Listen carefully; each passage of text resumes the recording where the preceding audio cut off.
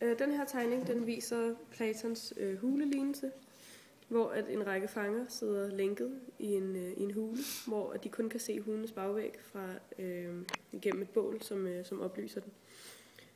Og de skygger, de så ser forme sig på væggen, det kommer ligesom til at danne deres opfattelse af livet, fordi det er det eneste, de har oplevet. Så de ser skyggerne som værende det egentlige liv.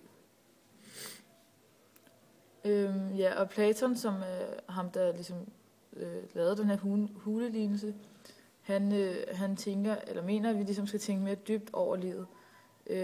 Og vi er ligesom linket til vores fordomme og vores vaner. Og det synes han ligesom, vi skal løsne os fra.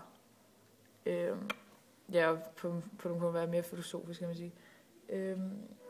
Og hvis en fange løsnes, ifølge Platon, så skal vedkommende så også kunne se livets mening for at blive fri, hvilket også hænger sammen med, at vi ligesom skal tænke mere dybt over livet og livets mening.